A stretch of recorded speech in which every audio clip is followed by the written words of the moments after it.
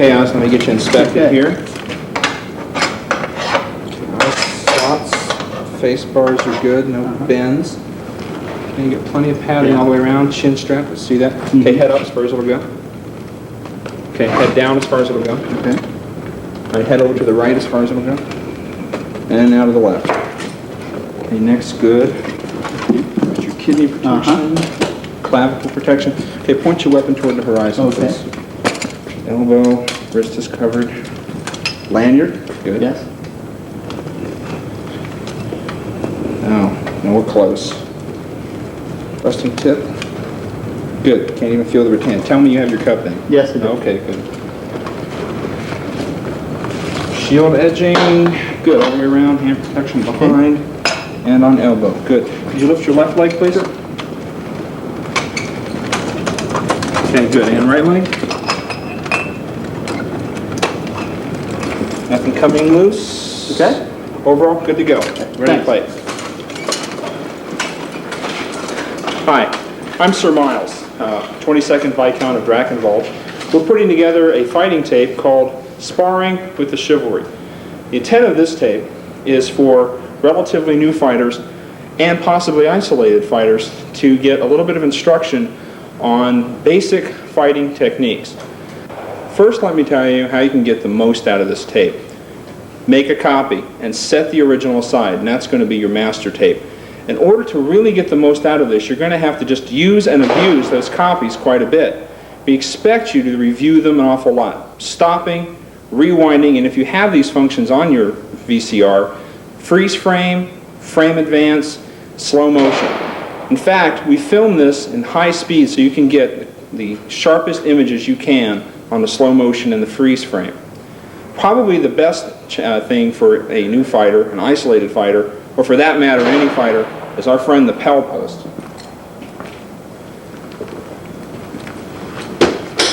A Pel is really nothing more than a post that you can practice your basic moves and blows. It can be fairly elaborate or it can be a simple freestanding post like this. The key things are is to mark your target areas. In this case, I have marked the limit above the knee for legal fighting, about the middle of the waist, and in this case I have a helmet up here, but otherwise I'd be marking about the temple or eye level. The whole purpose of practicing at the Pel is muscle memory, to help you to go through the basic shots in the beginning until they're absolutely second nature to you, so you don't have to think about them anymore. Now later on, Sir Osmundus, when he's talking about basic fighting, is going to talk about those basic blows, but I can't stress the use of a Pel post enough. Even experienced fighters, once you pick up something new, you can go out to your Pel and practice over and over again until the motion is absolutely perfect. And that's really important. You've heard the old saying, I'm sure, that practice makes perfect. Well, that's not quite true. Perfect practice makes perfect. If you've gone to a tournament and you've learned some new shot from a really good fighter, you're going to rush home and you're going to want to start practicing right away. Well, that's good, but don't go out there and try to do it at tournament speed, because the chances are that your muscles are learning all the wrong things. Start in slow motion, even exaggerated slow motion. Get into a proper stance, think about where your hands are, where your hips are, where your head is, and go through it really slowly. And so everything you do is absolutely perfect. So if you expect something wrong, you can stop at any time and do it again. Only when you've got the slow motion down perfectly, then you should start speeding up a little bit. But still, certainly not the combat speed. Besides the Pel, probably a fighter's next best friend is slow work. And you can do this in isolation or with a partner. That's really just Pel work without a target, or as some of you come from a martial arts background may know as a kata. And that's simply air fighting. You're getting in your position, and you're going through the motions. Slowly, carefully, with an emphasis on accuracy and smoothness. Now you can do this by yourself with anything or with nothing at all. Probably the best thing to do is at least with your weapon, your helmet, and your shield. That gets you used to a lot of things. The limits of your visibility, the limits of your breathing, how your weapon and shield feels. Those things are going to have the most profound effects on your fighting all. The last thing I want to say about slow work is to keep it slow for a couple of reasons. First of all, we want to make sure that everything you're doing is absolutely perfect. And if you're going too fast at first, just like with the Pell, you're bound to throw in some movements that aren't quite correct. Make sure that it's absolutely perfect. The next thing about slow work is we want to make sure everything is smooth and fluid, so you can learn to see what movements naturally follow in your body with what other movements. And the third, and possibly most important, especially if you're working with a friend, is you want to keep it slow so you don't hurt anyone. Most people do slow work without armor, or at least without a helmet, so they can see exactly what's going on around them. And you want to be able to stop instantly. Once you've seen that you've managed to maneuver your opponent out of position and a blow would land, that's the time to stop, and you want to be able to do that. It's been said that feedback is the breakfast of champions, and I think that's true. No matter how carefully you watch this tape, how many times you review it, or how faithfully you try to mimic the actions on this tape, without feedback from an experienced fighter telling you where you're beginning to go wrong, or just as importantly, what you're doing right, you're really at a handicap. Feedback is particularly difficult if you're in an isolated area. If you follow this tape faithfully and you work on it hard, you'll probably be an okay fighter. If you want to be more than an okay fighter, you're going to have to make the effort to travel. You're going to have to go and seek out the good fighters in your region and learn from them. It can be a humiliating experience coming from an isolated area and going to tournament after tournament and seeming like all you're doing is getting beat up. But you've got to go through that process. You've got to seek them out after the fighting is officially over and do a little sparring on the side, or ask them what you did wrong or right in the tournament. That's the effort you're going to have to make if you're ever going to go beyond just being okay. Okay, I want to check one last thing. Okay, that's good. That was a little close on this side. Okay, Sergeant Major, I think you're fully inspected, ready to go. Next, I'm going to be followed by Sir Osmundus, who's going to be talking to Sergeant Major about basic sword and shield technique.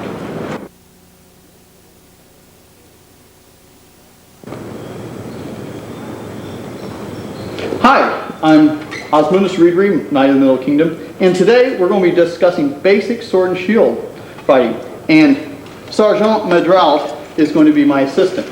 Well, in SCA fighting and in most martial arts, there's going to be two different types of stances, and we're going to go all the way to the basic stances. There's a staggered stance, which Major is basically in right now, and a few strengths of the staggered stance is if your opponent is thrusting you, the body's turned. It helps promote sliding of the, even if I get by the shield, sliding of the weapon. Also, when he swings at that position, notice his hips moving. This helps get your movement into your swings. A lot of fighters end up not getting enough power in their swings and just swinging with their arms. Now, a person my size, I need to get this hips moving in there. So when Medraut swings, you see right there. Okay, now some of the weaknesses of this is look how far back that sword is. Now swing and put your sword out all the way to my sword here. Okay, there's the range, basically. Now go to a squared stance. Okay, now swing. Now that his sword arm is forward, his range is just increased. A weakness with a squared stance, however, it also presents this as a target. So be aware, if you're going to go to a squared stance, your body right here is now target. Also, it's a little bit more difficult to get your hips into your shots in a squared stance rather than a staggered stance. Basic heater positioning. I like to define heater defense as kind of a passive defense because you use this point as your nose. And if you're in your proper stance and you have that up as your nose, notice down at the leg, this point is out far enough to even protect the lower part of the leg. Now if you let that point go out further, like this, and you're fighting here, and you let this point go down, notice how much more of your leg is presented as a target. And people will take advantage of that. If you come up against somebody and you have that point, the top point pointing down, that means your point, your bottom point, which should be protecting your leg, is now just protecting your hip. You're opening this up to your opponent. Okay, now we switched around here a little bit so we can get a better look at how the proper shield positioning and what it will open up if you don't do it right. Now with the shield point up, I wanted to get a real good look of right here. If the point's up, that is so well protected. It's that angle. You're coming from an arch. It's kind of like that physics of SCA fighting in geometry. You're coming with the arch, and if that point's correct, he's protecting his leg correctly. Now if it dangles down, see, you no longer stop that arch. So it's very important to keep that up right there. Now, when you're protecting your head with a heater shield, if you have the point correctly in place, you'll stop every shot like that with barely moving anything, the shield at all.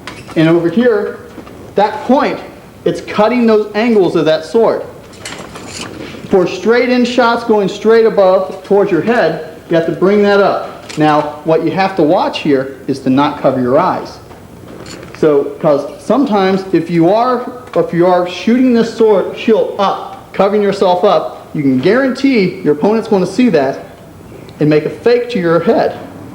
All they have to do is fake to your head and just wait till it comes down. Boom. So be real careful. So when you're protecting, when you're guarding the top of your helm, bring the point up, but keep an eye. See, I can see Medral's eye right now. He's keeping an eye on where my sword is.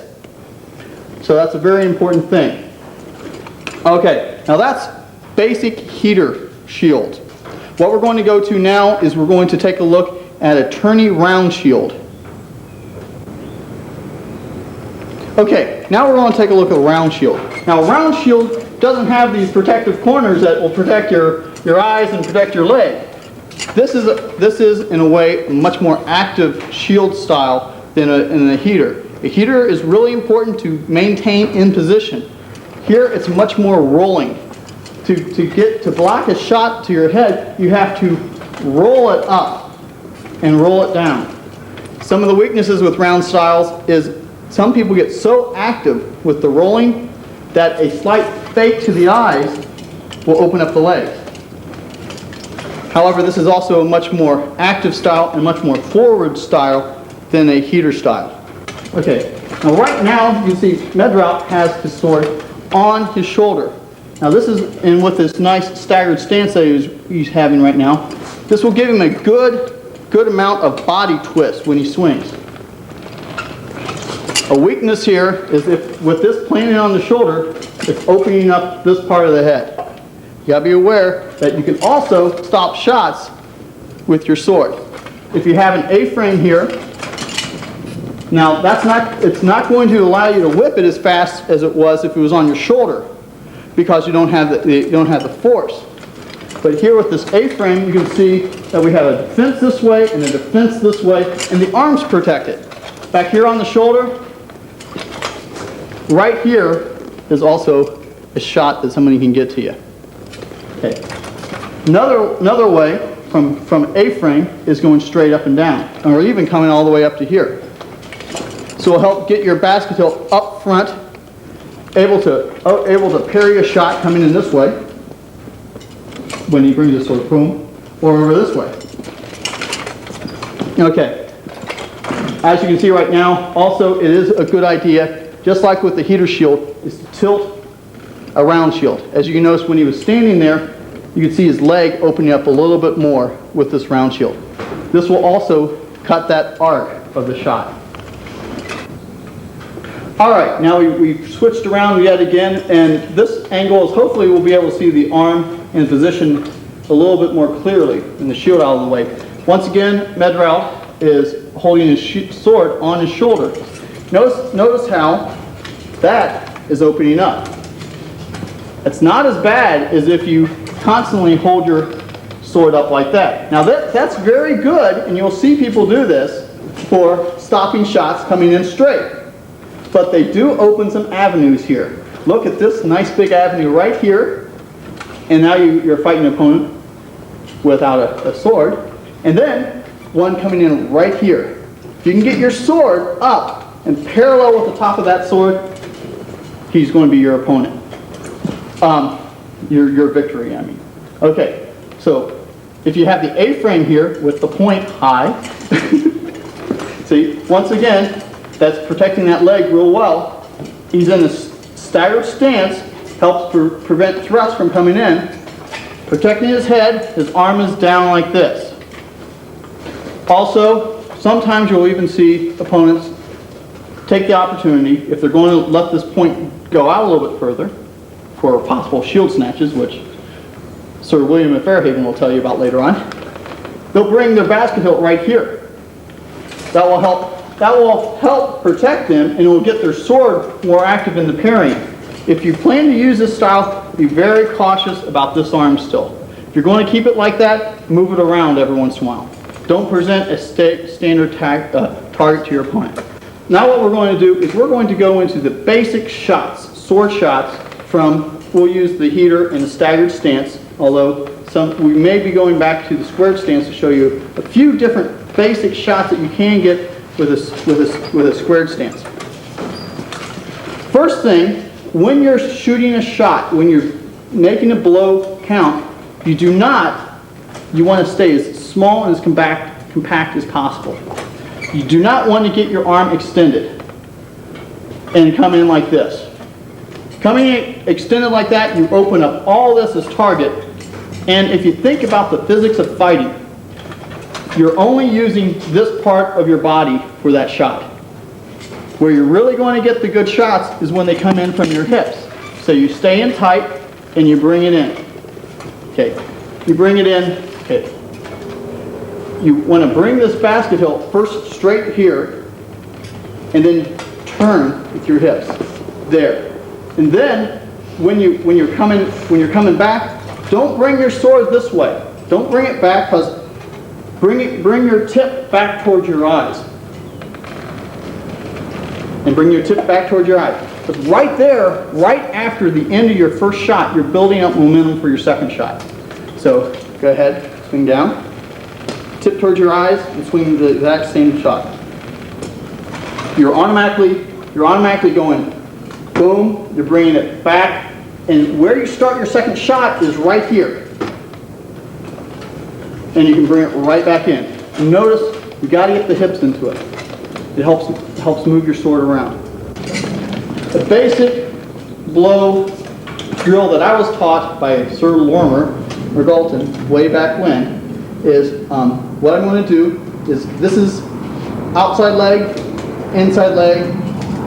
outside body, inside body, head, and overhead. You will just parry them, okay? Now, if you do happen to fight single sword and you lose your shield, the one thing I want you to do, which is a little different than what Medraut does, if this is the way he likes to fight, that's great. But if you're fighting single sword, I prefer that if you bring your sword foot forward, okay? Because now when you happen to find yourself fighting single sword, you gotta realize this is no longer just your weapon. It's also your only line of defense. Okay, so what I'm going to do is go here. This will do outside, inside, outside, inside, outside, overhead. Okay. Now that does two things. It helps me learn the different ways my sword can go with my sword arm. It also makes sure, if you remember earlier, His Excellency talked about making your muscles learn the blows. This is one way to help them learn the blows. Coming in, out, in, out, in, and out, and overhead. Okay, so that's a basic way of swinging shots. Now we're going to talk about just basic war shield work for new fighters and how you're going to be in your first melee. Basically, here's a war shield, just a basic war shield. And instead of using it like a heater, since I don't have that point, we're going to be using it a little bit more flat. Instead of this being on my nose, it's going to be flat, and my sword is going to be up here to help protect my head. I've seen a lot of people, some people like to start out like this. Medraut, if you see me coming in like this, where's your target? Right there. Right there. And so if you're going to hold your sword up there like this, make sure what you do is you move it around some so you don't present a stationary target. Here, obviously, I can build up a lot more energy for a shot at my opponent than if I start right here. Right here, I'm more protected. And a lot of times in the shield wall, when you're fighting in a shield wall, your most important job is to stay alive. Now, if your opponent presents himself and he's able to be killed, I would prefer you swinging the sword and killing your opponent than letting him retreat into a safe spot. However, make sure that you usually will have some great weapon back here. Also, using you not just as your protection, but as a partner. So hopefully we've talked about basic sword and shield here, basic use of heater shield or round shield, basic sword positions, basic stances. Hopefully we'll have an opportunity in the near future to cross swords. Thank you very much.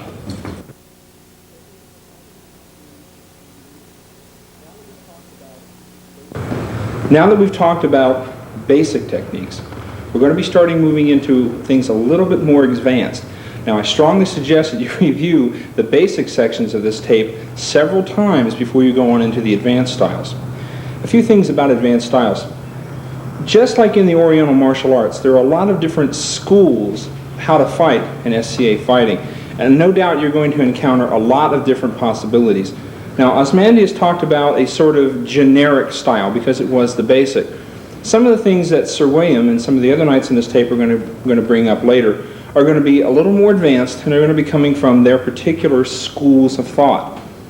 The intermediate stage of fighting can be viewed possibly as going around and getting bits and pieces from different schools of thought and incorporating them into what works for you, developing your unique style, and if you become really successful, an entire new school of fighting. Okay, Sir William? Thank you, Sir Myles.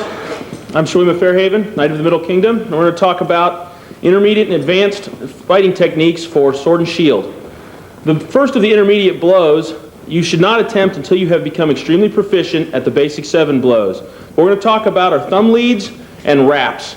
Oftentimes these blows will be perceived to be the same, but there are some subtle differences. So using our buddy the Pell here, we're going to illustrate these 2 sword blows. The first one is commonly referred to as a thumb lead.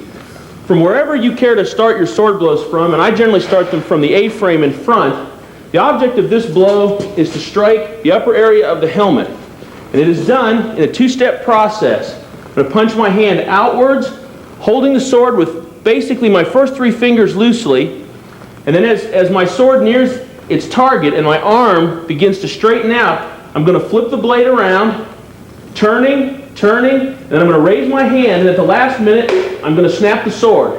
My hand and arm are fully extended and rigid, and the blade has landed in the upper temple area. The reason it's referred to as a thumb leader is that the thumb leads the blow. Blow lands anywhere on the side of the helmet. Once more, from a shoulder guard, it's a similar motion. I will drive the sword outward. I begin the rotation of the point. Rotate, snap. Arm ends fully extended. If your arm is not fully extended, you will have no power in the blow. The only difference between a thumb lead and a rap, really, is how close I am to my opponent. A thumb lead is a good range shot. You generally kill with the tip of the sword. When I want to throw a rap shot, I need to be a little closer because my target area is changing from the side of the helmet to the back area of the helmet. Back area of the helmet, lower, shoulder, back of the body. This blow is thrown in a similar fashion.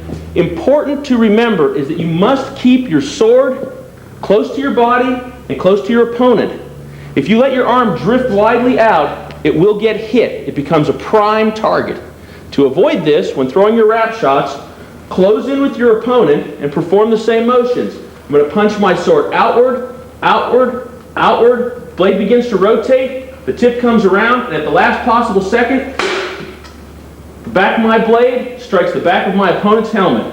Arm is extended, rigid, all the muscles are at work.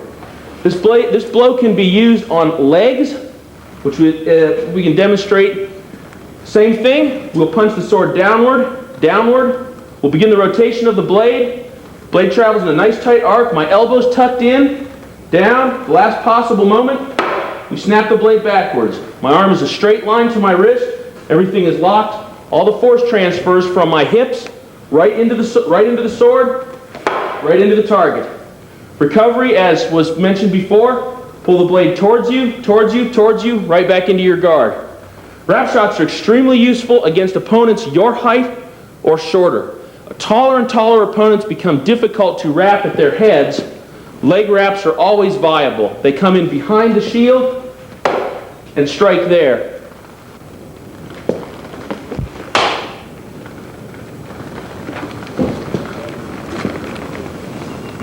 The blow you just witnessed is a combination of a leg wrap, which we talked about earlier, and the use of offensive shield work. Far too often, the shield is overlooked as a device for which you can improve your ability to hit your opponent. Not by striking him with the shield, but by using your shield to move his sword or his shield. So what we'd like to do here is I'll show you a couple of simple, basic moves that will open up large targets on your opponent.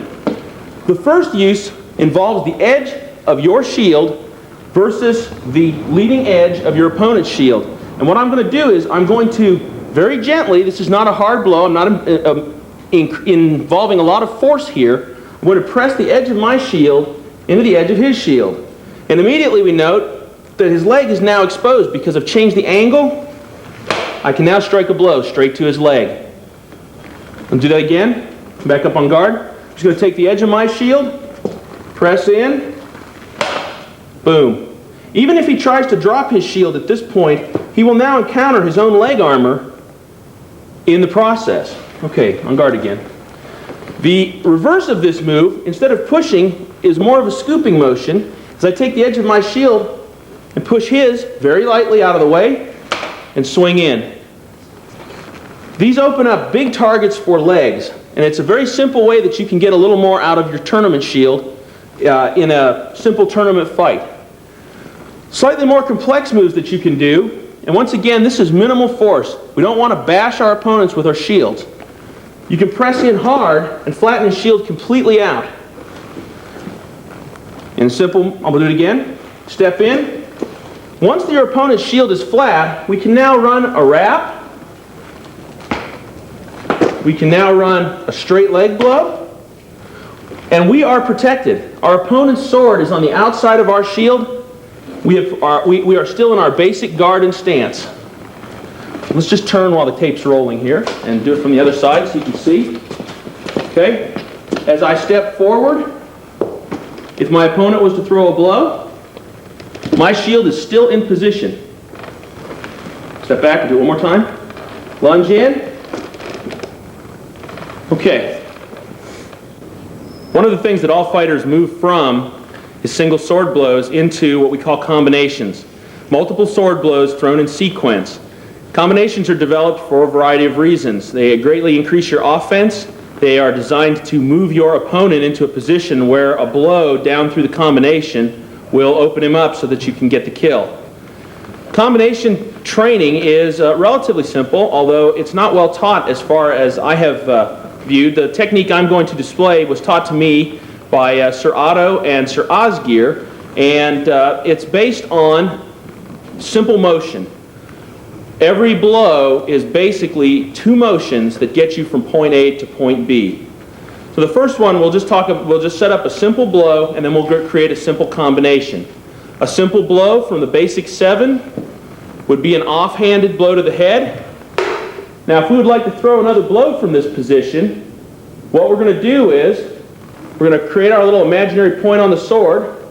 We're going to fulcrum back towards ourselves, and now we are in position. We are protected. We'll rotate our hand, following around, following to a second blow. Once again, arms are straight, everything's locked up. This is the simplest of the two combination blows, a double head blow. It can be done from either side. I can throw my first blow to the shield side, pull my sword back towards me a little on my fulcrum, and then turn my wrist and hit the opposite side. Do it twice. Once again, throw an opposite side. We will pull our sword back on our imaginary fulcrum to a comfortable position. We will rotate our wrists again, coming back down to deliver the second blow. This can be done multiple times. You may throw any number of combinations off of the head. You could throw 1, 2, 3, 4, in perpetuity, until either you get tired or until your opponent changes what he's doing that would force your combination to be ineffective. To that end, we might prefer to throw a head blow that would raise our opponent's shield, followed by a leg blow where his shield would no longer be. I personally like to start on the off side, so that my opponent's sword is often blocked at the same time. So I might start with an off head, drawing my sword back on my imaginary fulcrum to a comfortably cocked position, and then rotating downward, bringing my hips into play to strike the low end. This is a very simple combination. It's a very effective combination. From guard, offside head, pull back the sword in front of us on our fulcrum, drive the sword down, keeping the elbow in, hitting the leg. Now from here, we might like to throw another blow. Once again, we create our imaginary fulcrum, we pull the sword up in front of us to a cocked position, coiled with energy, and now perhaps I'll go back to the head and strike. All of the blows can be learned this way. You may throw from any blow you know to any other blow you know with this simple method. First blow might be a leg this time, so we'll punch downward with our hand, extending our sword.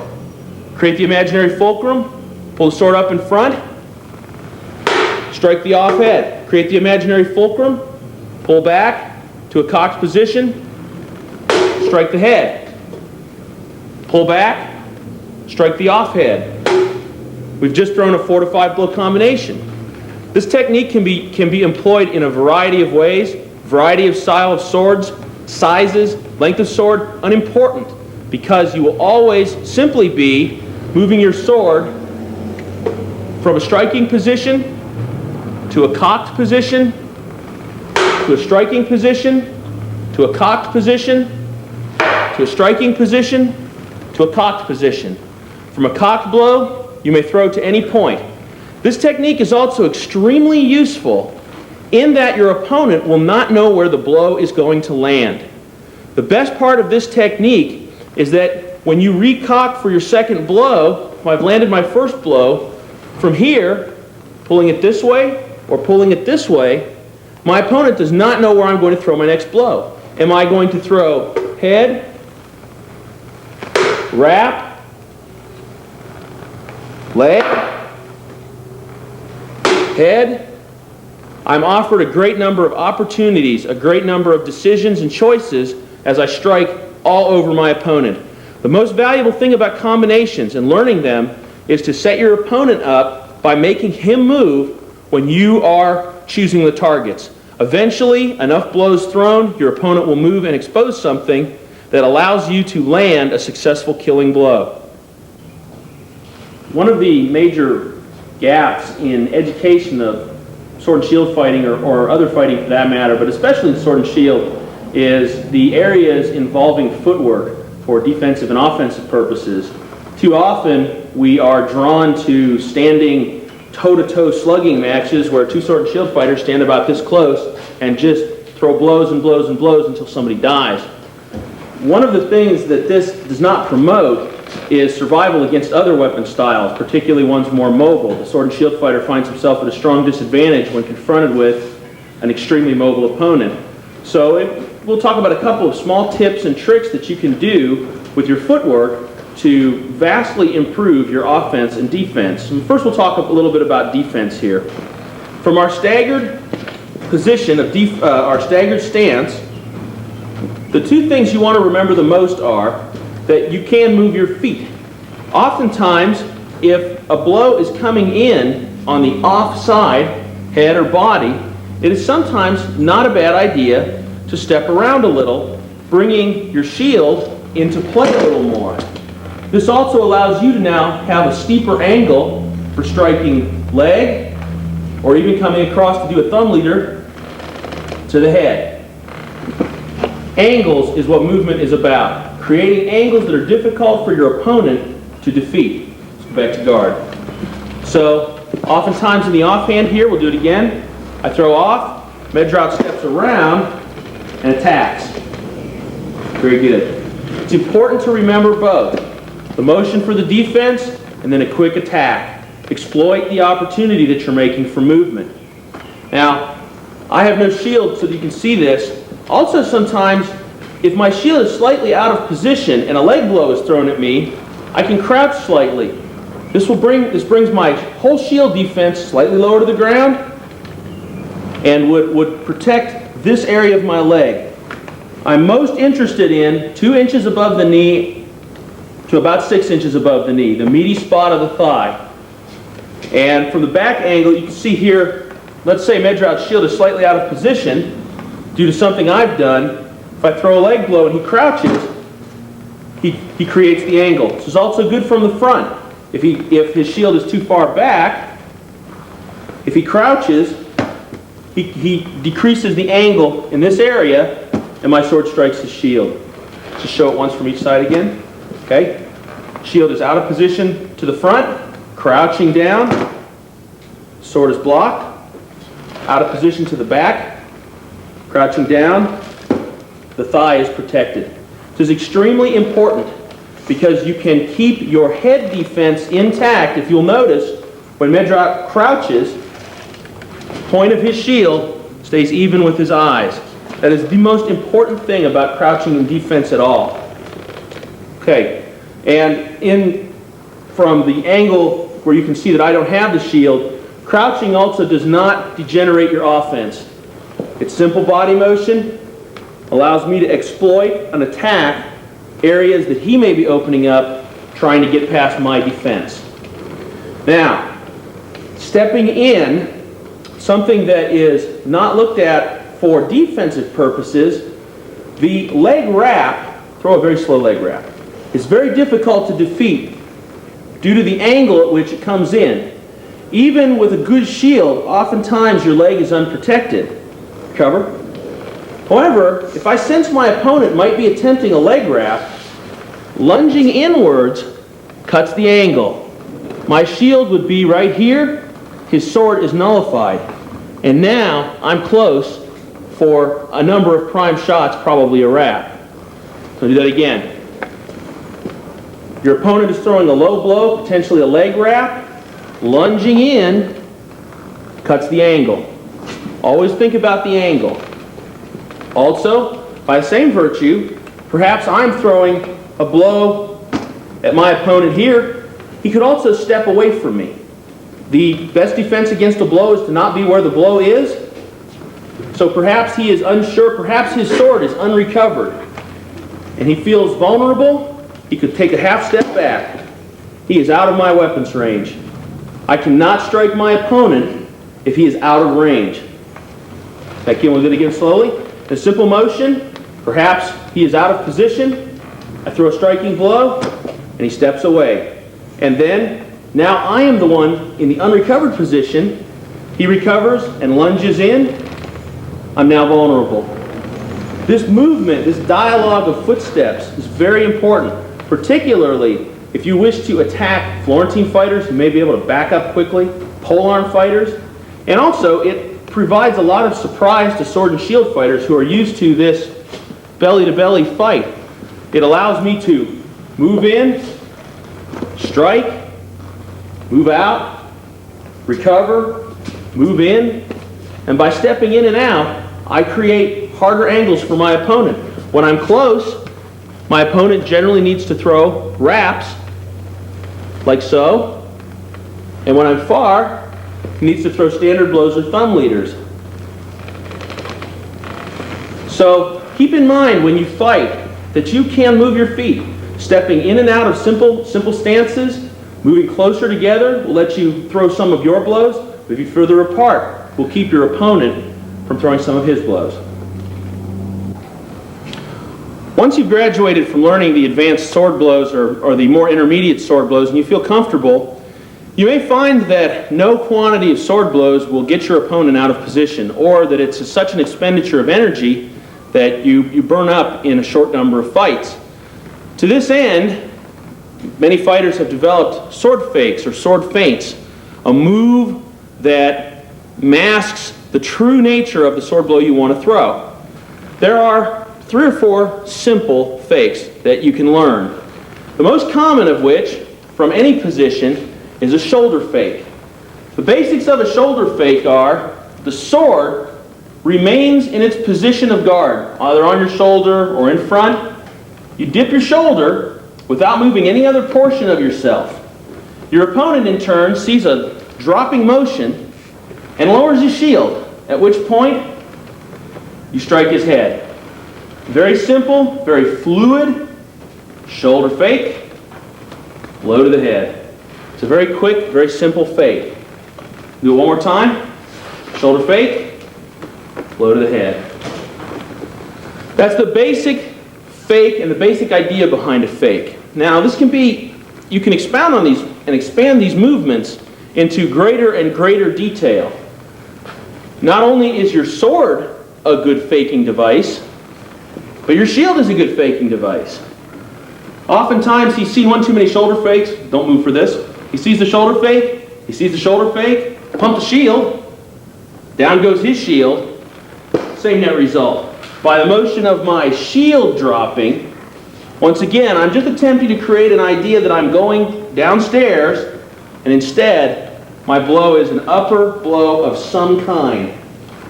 By either shoulder fake or by shield fake. Shield fake is not commonly used. It's more uncommon in the feinting. Also, I can drop my whole body. I can just drop my entire defense in a crouch. I can simply go down. Once again, the desired effect has occurred. Bam.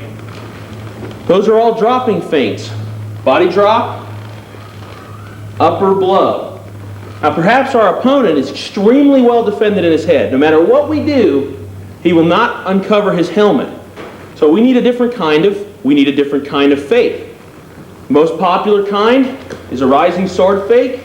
From our attack, we raise our hand very slightly. Our elbow stays tucked in. Our opponent's shield rises. And then we come down for a leg blow. From the guard, we go up, and we go down. Very simple. Small motion upwards, regular number 1 leg blow, right into the low area of the thigh. You can also do this, one, with your shield. Same idea.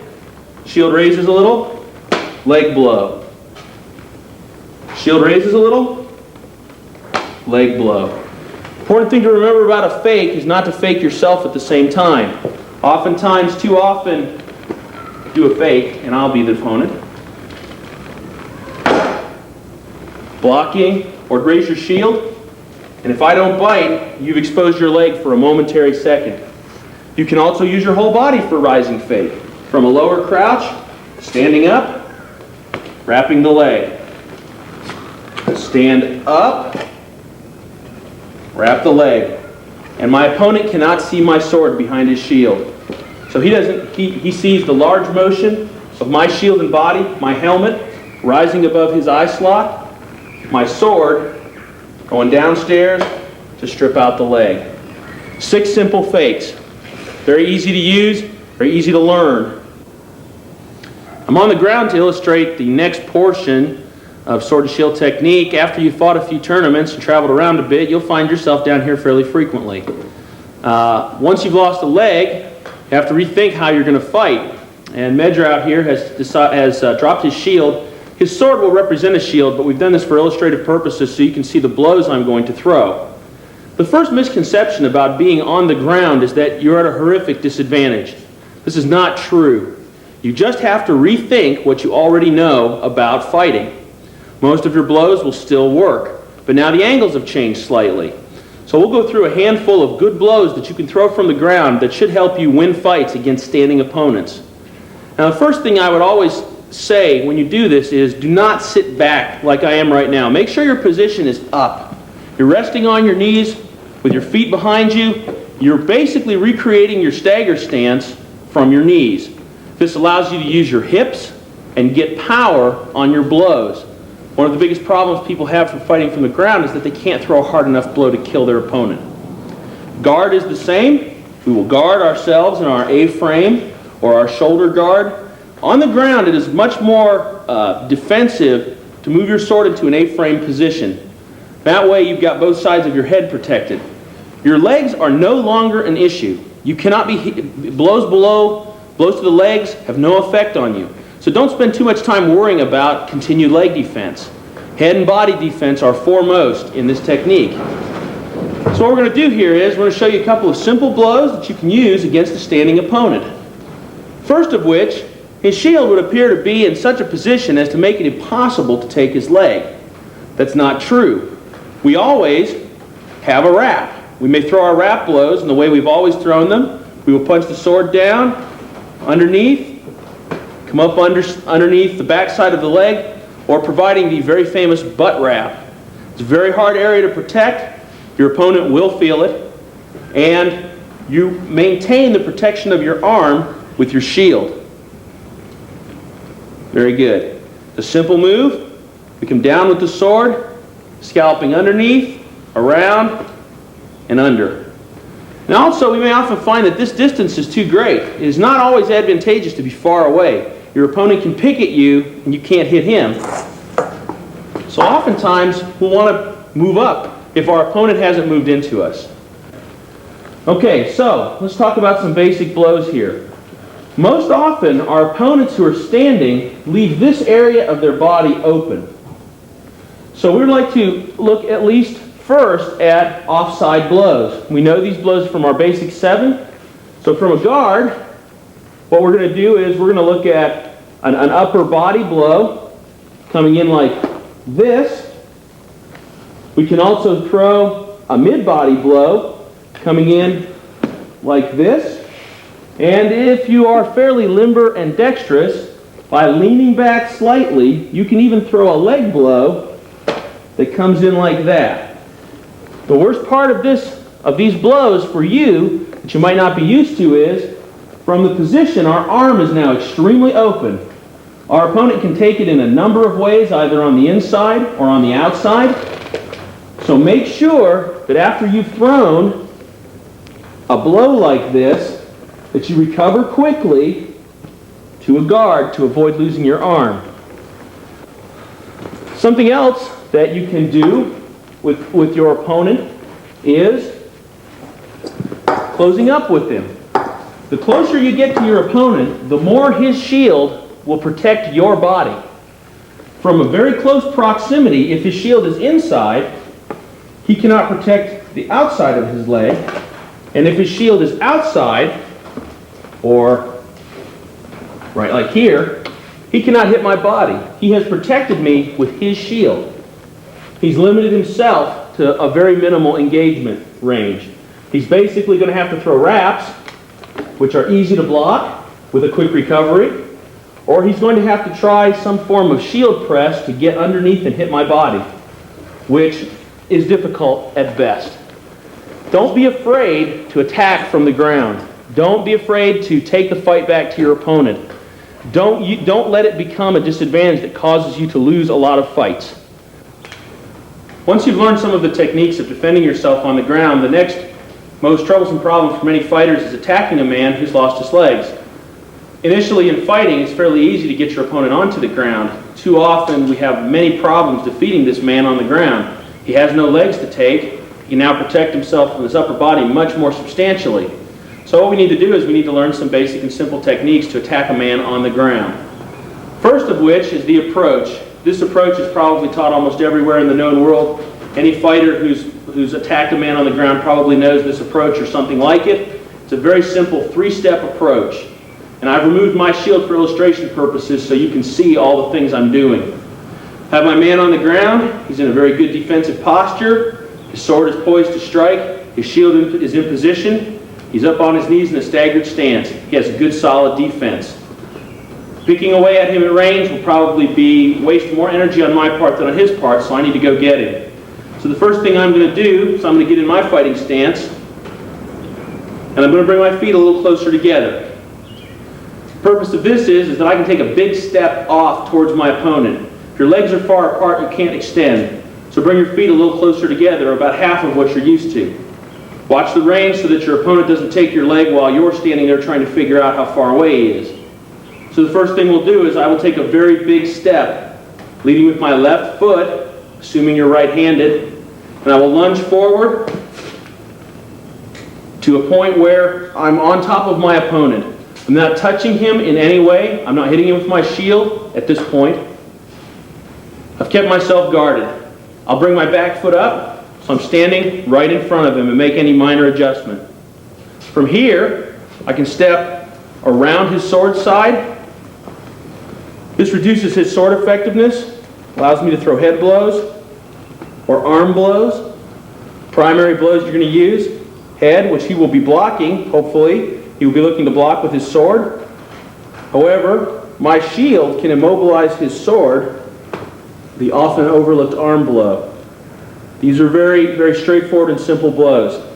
I may also choose for my second position to work around to his shield side. While this allows his sword more freedom of movement to throw blows at the back of my legs, it nullifies his shield and it allows me to throw overhead wraps, which he must defend. And he would defend them using his sword over the back of his head to protect himself in this position. Now, of course, as we discussed before, his arm is the most vulnerable area in this attack. If he blocks, I may choose to come back, drawing my sword up, and coming down on his arm.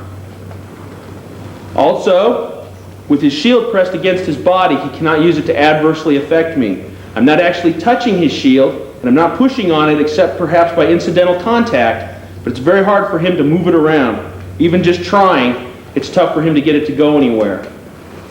Now, once you've learned this basic, simple three-step approach, you can move on to a slightly more advanced version of this approach, which is an attack as you step in. The purpose of this attack is to paralyze your opponent's weapon or shield or both. It protects you while you're stepping in by making it so your opponent cannot attack.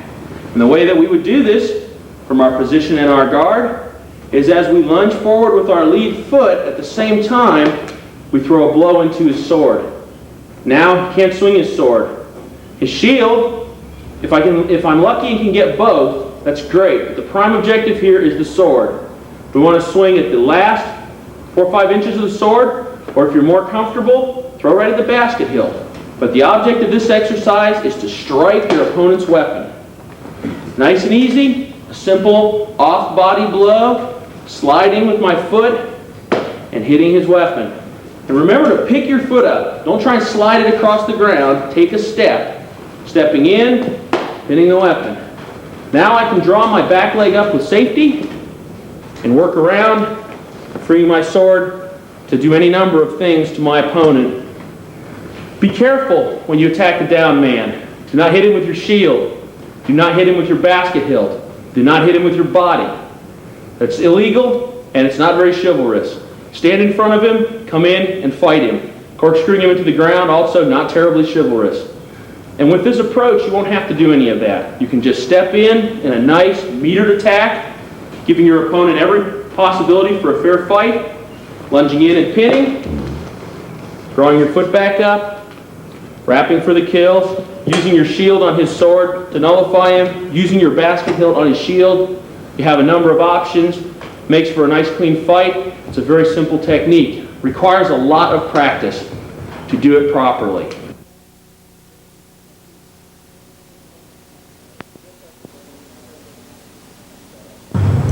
Just like it's only a matter of time before you find yourself on your knees in a tournament, it's just a matter of time before you find yourself fighting single sword. So we're back with Sir Otto. He's going to talk a little bit about fighting with a sword with a thrusting tip, and then go into fighting with a single sword alone. Take it away, Otto.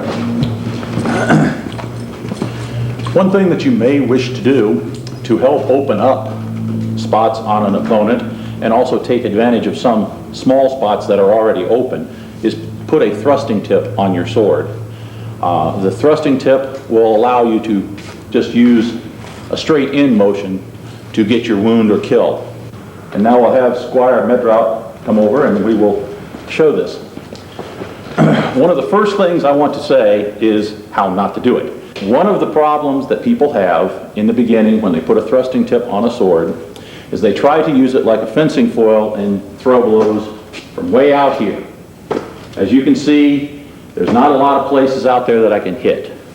And anything at all that might go through would be very, very much at the very extent of my thrust. The way I like to teach the thrust is initially starting somewhere around between your belt and your hips and just have the sword slide in and out. A good way to get the right position is if you throw a blow and you just draw straight back. From there, the thrust will come up and under.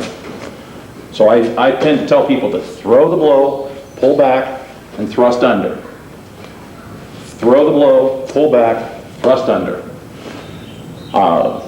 Once you have this technique, you notice that when I throw the blow, pull back, my body is rotating just like with a sword blow. When I thrust, the body rotates in just like a sword blow would normally. If you use this technique and have your hips rotating with the sword blow, he will acknowledge the thrust. Once you have practiced this, the aim point for your thrust should be his belt buckle. With his shield on, you cannot see this. We'll turn around in a minute so you can notice it. But you want to end up with your sword coming in at his belt buckle. And that's a good spot to hit, and it will stop. Once you have trained with this, so you have this motion, this back and forth motion with your hip rotation, you can do the same thing from up here with the hip rotation into an open part of the body. The hip rotation is where you get your strength. Also, if you end up in a position they've talked about earlier of blocking high with your sword, drop the tip and hip rotation down. And you can see that. Where it comes down and will strike him in the center of the chest. If we can stop a moment, we'll turn around. And I'll show you this from the other side. Like I said, we throw the blow to the leg, pull back, come forward, and right into the gut. If you notice, it comes underneath the bottom of the heater shield. For him to block it, he would have to over-rotate to block it out. The same with up here. Sorry. Once again, rotation, and from the top, down. You can, with this, you can thrust all the way across. You can thrust into the armpit. I've even tried occasionally thrusting into the leg. Whatever provides an opening, you can get it. With the thrust, if I push the thrust in there and he blocks, he's now moved his shield out of position, either opening up a leg or a head. So you can use the thrusting tip, not necessarily for the kill, but to set up another shot. There will come a time, not only like when you're on your legs and have lost a leg and have to fight from the ground, you may also be required to fight with a single sword. Within our kingdom, fighting with single sword is required for your authorization. What I would like to do right now is go over a couple of basic stances and techniques for single sword fighting.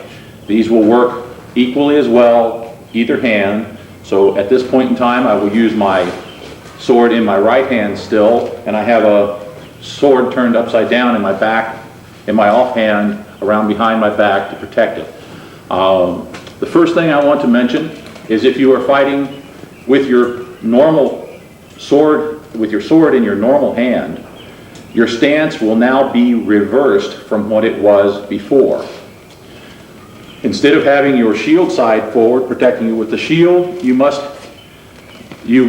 protect that with your body and with your weapon. Your sword is now not only your offensive weapon, but also your defensive. The first stance I will show you today is just a straight up and down with the sword in front of you, as if it was a very small, thin shield. This can be held high, can be held low, depending upon the length of the sword that you have. Mine is a little bit shorter than his, so I'm keeping it a little higher. I tend to suggest that you keep your tip somewhere around his eyes, and the rest of the sword down below it here. This way, as he has it in that position, if I throw a blow to your body, in line here, it is already ready to be blocked. If I throw a blow out to the side, instead of a big sweeping motion, all you have to do is what he did just there. Just rotate your body slightly out to the side to catch it. Like that. Very little movement. If you want to do a downward shot, this is the same technique that we showed earlier. You just do it across, either this way or this way. Just cross over and catch it. Why don't you cross the other way? Throw it against me. I'm sorry. Throw it against me. You know, like that. But from this position, your blows can be thrown in a similar manner to what you did before. The only thing you need to realize is that your body is rotated so far forward that you have to over-rotate on your sword side shots to get the hips rotating in. Coming back across, it's not as critical because you're already cranked this way. But from this position, like I said, your sword is upright. If you need to slightly slant it to block an inward shot, you can.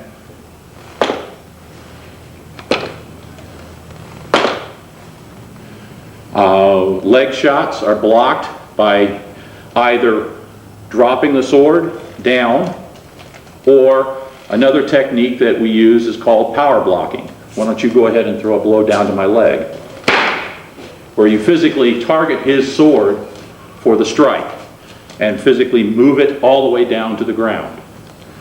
So once again, you throw the blow down to my leg, and I knock it down so it no longer strikes at my leg. If you are of a certain mindset, if the guy goes ahead and throws a blow to your leg, you can always counter with the blow to the head if you wish to give up your leg to take his to win the fight. That is a good alternative. Another way that you can block and use your sword is with a saber block. Instead of having the hand low and the tip high, you have the hand high and the tip low. With this, I generally will put my hand in line with his face once again. And now as he strikes a blow towards me, once again you can sweep the sword to the side to block it. And any blows coming high, you can block with the basket hilt.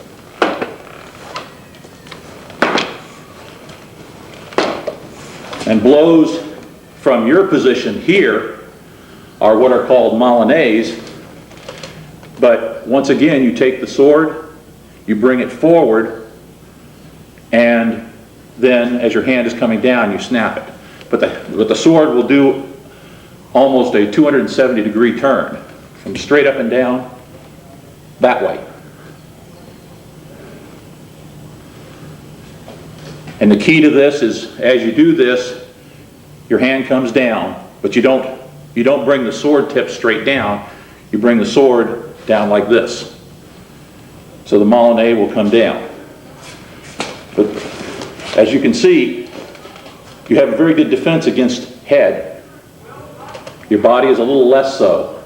This is a little bit better defense for your body, less so on your head. Just depends on which way you would like to go and how you would like to defend yourself.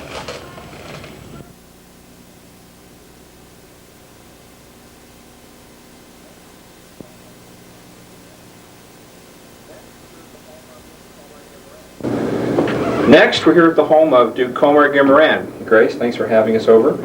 Today, His Grace and Count Sir Asgeirr Gunnarson are going to talk about what you, as a new sword and shield fighter, need to look for when facing those weird weapon styles like mass weapon, polearm, and Florentine. Your Grace, Your Excellency, which weapons form do you want to go over first? No, we'll start out with mass weapon and shield. Well, we're in luck because the long-suffering Sergeant Medraut is right here with a mace and shield ready to go. All right. One of the advantages to the mass weapon is the advantage of getting in close to the body and doing multiple strikes quickly to the head, shoulder, body, whatever you can get. Obvious advantage to the sword and shield fighter is that it will have reach on the mace fighter. So the important thing is watching when the approach is made by the mace fighter. Commonly they will see the weight shift down here on this front leg and the back foot will come up. They will generally tell you when they are starting their motion. It's important to keep an eye. A lot of people fail to watch the footwork. You got to keep an eye down there, not ignoring the weapon, but still keeping an eye on when they start that shift forward, because that is going to give you a big hint as to when they're going to start rushing you. When they start rushing, the shield will often raise up, just from the fact that they're shifting their body weight forward, which causes the shield to come up naturally, and also they're worried about protecting their head. For the sword and shield fighter, this is often the best chance to get your leg shot in. Put them down on their knees fast. On their knees, the mace fighter becomes a lot less of a hazard. Could you show that again? Have him approach and just do the leg shot as part of the approach? You can either do a straight leg shot as he starts to shift in, or there's another, what I do use a lot of is I will pop up here at the eyes, pull the shield up, and then circle cut down to the leg. Both these, by doing the shot up here, this draws the shield up even higher to cover the eyes and face, and then cutting down into the leg puts him on his knees. If you fail to get the fighter on his knees when he's coming in with the mace weapon, you are then stuck with him being right in your face. For a lot of people, this is a very uncomfortable position. Socially, we're used to having our social space being much more open, and our conversation distance is like this. Unfortunately, with mace and shield, he's going to be right here in your face, and you're going to be fighting him from this range. So you're going to have to either become comfortable with this or learn to keep him off. Your Grace? One thing that I might point out, when I was the first time I ever fought against a mass weapon, it was against someone with some experience, and he told me that my best chance as a beginner of holding off a mass weapon is just when you see them beginning to approach, to straighten your arm out, and you have to be aware that your arm may be a target, but if you stiff arm before they get within range, that will fend them off a little bit and hold them off probably outside the mass weapon range, because most mass weapons tend to be fairly short-hafted. Okay, let's try it.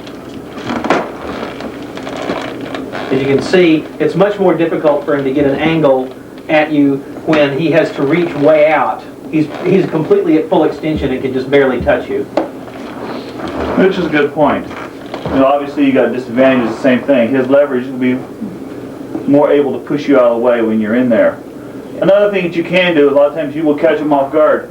The majority of fighters, when they are rushed, tend to go straight back, which is a very bad thing to do in the first place, because even the slowest man can generally run faster forwards than you can backwards.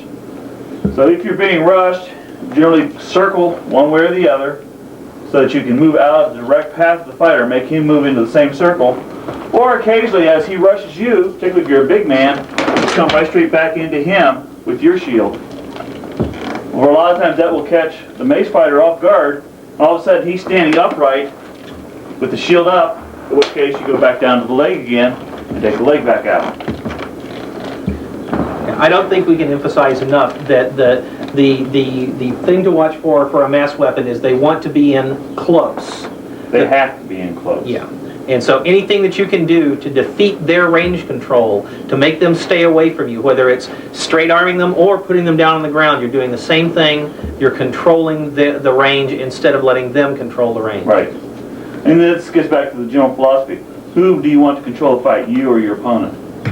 If you wish to control the fight, then it becomes important that you take the initiative. Alright, we have reverse positions here so that you can see some of the same things we were just doing from the other angles. Again, watching this front leg for the shift in weight.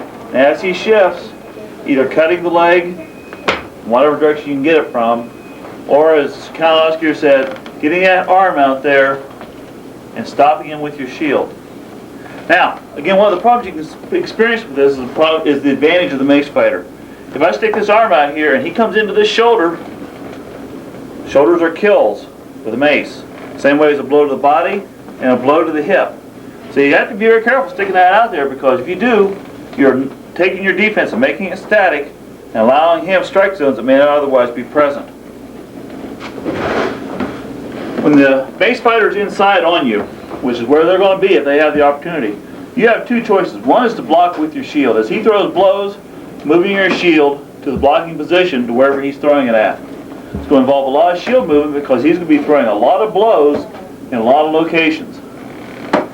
Your other option is to bring your sword into the defensive plan, where you're blocking with the shield on one side and the sword on the other.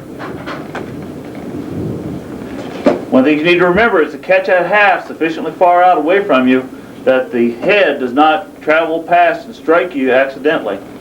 Yeah, that while you're making the block at the same time. Yeah, that's typically a problem with axes too, because the axe head sticks out quite a bit farther than the half.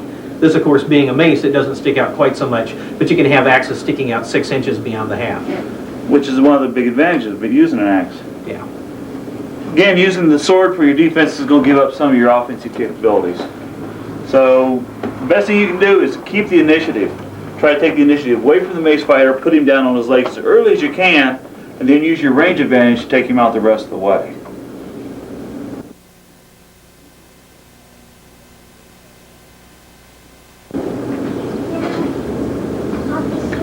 Alright, the next form we're going to talk about is dealing with the two-weapon fighter. Two-weapon forms come in very many styles. 2 swords, 2 axes, a sword and a shield, a sword and a madu, mace and a polearm. It can be any number of different forms. The one most common, however, is the 2 swords, so that's one we're going to talk about. Sergeant Medraut does use a thrusting tip on his sword, which presents additional problems to the sword and shield fighter. The two-weapon fighter has certain advantages, and that's the fact that they are attacking with 2 weapons from both sides of his body. This gives him a lot of advantages in his attacks and gives you a lot of problems in your defense. The sword and shield fighter has advantages in the fact that he has a shield to put between him and the fighter, and allows you to do blocking and attacking at the same time. The two-sword fighter has to attack and defend with the weapons that he has in hand, which gives you some advantages and gives him some advantages. If you learn how to take advantage of the mistakes and the problems he has, you can fight successfully against a two-stick fighter. The majority of them, turn around here a little bit, Sergeant Medraut, let them see. We use the swords in combination on either side of their body. This leaves the center line of the body exposed very often. The center line of the head thrust to the center line of the body, inside the legs, and a lot of times outside the legs. They have to block against these shots with the swords that they have. Let me turn back around. So when they're approaching you, watch very carefully. If they're presenting a lot of stomach, thrust directly into the stomach is very often an easy kill. Now if you don't have thrusting tip, this is a problem. You can't do this. However, always watch, even without a thrusting tip, if he comes in, a straight shot that slots directly between the swords into the chest, not with the tip of the sword, but with the blade of the sword directly into his chest, will kill the same way as a thrust will. Same thing as in slotting directly into the face. Both these are easy shots for fighters that keep their hands spread far. The thing you have to watch for is realizing, if they know they're leaving that open slot, they're looking for this hand right here, the left hand, to come around and kill you at the same time, either into the head or into your body. So you either have to be prepared to block with your shield as you come across here, catch it with your shield, or be prepared to move out of the way of the blow if it's at all possible. You have to be a very athletic individual to do that, which I am not. Alright, looking at it from the front, this will be a fighter's aspect with the sword and shield fighter, looking at the two-stick fighter. If the hands are out here, you're looking at this line of the body. That means you're going to be coming straight into the center, thrusting right here. One of the things you have to watch when you're thrusting is this angle of your sword. The higher you get that point, the more likely it is to slide, and not only not be a good blow, but possibly injure your opponent. Aim right where the belt is. It's a good place to aim. It's generally nice and soft. and the fighter can acknowledge it easily. If you don't have a thrusting tip, again, slotting right straight into there with the blade. Getting the blade laying on the chest. Not the tip of the blade itself. This is a good solid blow, and most fighters have no problem at all acknowledging it. If they leave you the opening in the head, slotting straight into the head. It's just a straight shoulder push forward, snapping the wrist as it lands.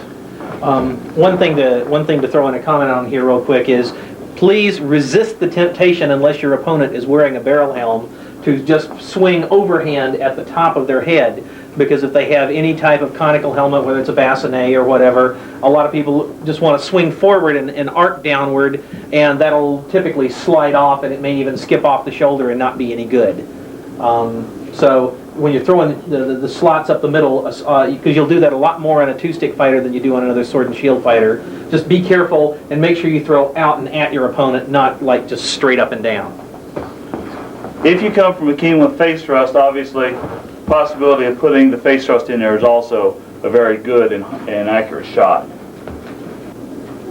Alright, let's look at the defensive problems presented by the two-stick fighter. His attacks are coming from this hand and from this hand. So you not only have to block one, you have to block two. They will rotate any portion of the body. A good two-stick fighter can attack low with this sword and attack high to the same side with the same sword. Coming back over here. So if you go down and block down here with the sword block to this hand and leave yourself exposed, you're wide open to this side. And then you are in big problems. So it becomes very necessary to watch where the swords are going to go. Watch this area right here of the sword. This is going to tell you what they're doing. Do not allow your focus to stray into watching the tips, watching the shoulders, anything else. Watch the weapons. They will tell you where they're going to block and where they're going to go. You can power block, you can position block, any number of combinations necessary to stop the weapons. Believe me, it's much easier to do slow than it is fast.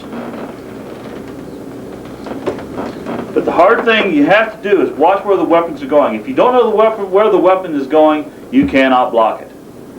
Losing sight of his weapons is a sure way of getting beat. Now, with the added problem of the thrust back here, gives you even a bigger problem.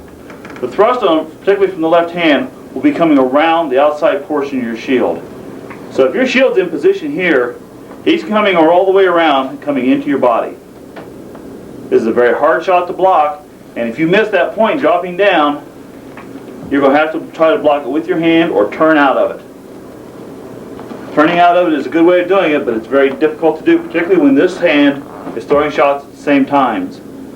Many two-stick fighters will use this hand to set up the other hand. They will drop it down, force you to bring your shield down and across, opening your head up for the other hand coming in. Or they will do exactly the opposite. They will throw with this hand to raise the shield up, come underneath it with the sword. The addition of the thrusting tip makes the two-stick fighter very dangerous and very difficult to deal with.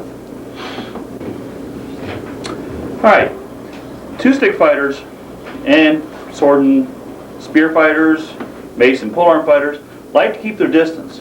Again, their defense is dependent upon these, so the closer you get to that two-weapon fighter, it really cuts down on their offense.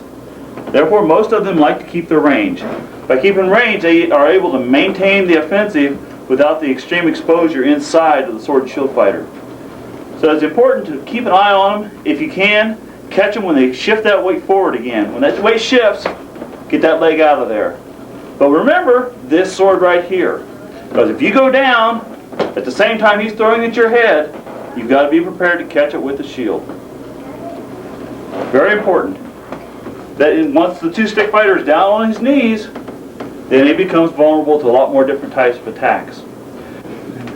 Okay, a common form of two-stick, again, what we see is that both hands to the outside of the body. Got both hands in the cock position prepared to throw blows. They are leaving you the interior line of the body as their attack zone. Realizing that, they are waiting for you to throw to that attack zone. They will generally cross-block with this sword, and while you're tied up there, they will blast you with the other one. Very powerful offensive and defensive formation for them to use. This is a real good place to use your thrusting tip. where you can snap it right down here into the stomach before he can bring this sword down. But you still have the same problem of the left-handed sword. You must be prepared to block it as it comes across. The other thing you can do is let him take the lead on this one. Let him throw his first shot and his second shot. Once he's moved back into his blocking position, step into his body. Because when he throws with the left hand, his weight's going to be shifted onto his front foot. Once that weight shifts, it's very difficult for him to back up. If you step into it and step into him, you are now into his body, which is going to give you a lot of offensive advantages. And it will give him a defensive nightmare. So you're waiting for those blows. You're taking the first one, you got the shift, now you're into him before he can back out of it. All right, with both swords down on the shoulders, they get the advantages of the outside position while giving themselves more interior line blocking. This again is fairly common, and it does give you the shots on the interior line here, but he is closer to it and has a quicker block. He loses some of his power from the outside lines, so he's giving up a little bit and getting a little bit. You still have the leg shots, which are difficult to block. You still have your interior line shots here. Okay, Comar, one other thing that I really like to see people do this, because unless they are good at it, there's one extra place that they're extremely vulnerable, and that is actually up here in the upper arm. Okay? I think we've talked about this before. When he starts to move, you can throw a couple of shots in here and then wrap to the upper arm, and since you hardly ever get hit there normally, it's very vulnerable. Most people don't block it very well. And most people, no matter how well they do or don't throw a wrap, can at least throw one well enough to get around a skinny stick instead of a shield. The defensive problem the fighter has, particularly if you do a step out a little bit, he has to block way far out in order to get his sword on it. Now again, you're exposing your arm to a crossing shot from his right hand if you hold it out there for very long, the arm. Yeah. So you're going to have to throw these two shots in here, get him in position, step out and wrap, and move on, because if you hold it there, you're going to get nailed. Another common form is where particularly with the thrusting tip, this hand is presented into a forward block, this was presented into a full body block on the offhand side. It's a very good, powerful blocking position for both hands. The interior line of the body is very well covered, but he's got the thrusting tip right out here in front of you. It's very easy for him to drop that tip down right into your body before you can even blink. So it's a very fast offensive form with that. The disadvantage of this is generally he has to cock one or both these hands back in order to throw a blow. So you can watch that motion. If he starts that shoulder back and pulling that sword back to throw the blows, it gives you that split second in there that you can shift in or prepare to block and be ready to take advantage of his weight shift onto that front leg so he can't back out of it. Very much harder now because you can't slot these shots in here that you were before. Thrusts are much more difficult. You can sweep them out easily. He has a much easier time protecting the interior of his body. Same token, he's giving up the outside portion of his body. These nice little flat wraps out here at the back of the arm become much more usable. You can also thrust the outside line of the body just like he was doing to you earlier, because he's protecting the inside line this time. Another thing that can be done is taking your shield and sweeping his swords out of the way. You may not make contact with the body, but you make contact with his swords, sweeping them clear and striking off of it. The Iron Chicken, as it's called here, other places call it different names, involves one hand in the upper position, one hand in the lower position, giving them very good leg protection, good interior line for protection of the body and head. Very difficult for most right-handers to be putting sword blows into this type of position. The outside line to block, he can either block with his bottom sword or he can block with his top sword. Gives him a very good defensive position except for one error, and that is this side of the body is very badly exposed. And most of them are well aware of this. So taking these offhand side body shots is exposure for you. Because this hand here now can go, your ribs are wide open. He turns right straight into you. The other thing that you can look for is this forearm right up here. A lot of fighters will shift into this when you're taking a series of blows where you're working head, leg, back down again, but you're doing a lot of blows, so they'll shift into this if you're working one side of the body. Second you see that sword come over, you look for that arm right there. It's a good, powerful shot. If you overthrow this, it's very easy to snap somebody's arm. So it's better to hit it light than to hit it too hard, particularly if you're not sure what type of armor he's wearing. Take the shot. If you hit it and he fails to take it, it's much better than breaking his arm. The other thing to look for is when you're throwing this, you see that shift? It's coming over here into the body and the ribs. Again, it is better to hit the opponent too light and have him call it light than to hit up with the opponent with the broken ribs. We're not out here to hurt each other, we're out here to have a good time with each other. Another thing that you can do is take these same shots, turn it over, thrust into the upper chest. Or if you're in a face thrusting kingdom, raise it and tickle the nose with it. But the idea is, look to where the advantages and disadvantages are. Never assume that he's got all the advantages. You often have many of them. If he's outside blocking, the inside of his body is exposed.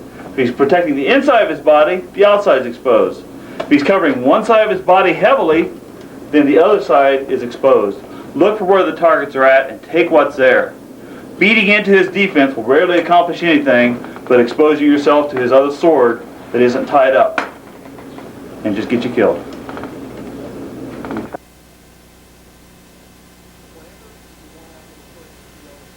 Whenever you're going out with a sword and a shield, the other hazard that you have to face is some form of two-handed weapon. Just as with a massed weapon, you want to worry about them getting inside of your optimum range. You also have to worry about, with a two-handed weapon, getting inside their optimum range. The place that they want to conduct a fight is typically about 6 to 10 inches outside of your absolute reach, which means that they can pound on you all day and you can't do much about it. So the question is to learn how to close. But before we work on closing, let's take a look at the different ranges of weapons you'll face and what types of attacks they have. This is a two-handed sword, a great sword. It's got a long hilt with a very wide grip.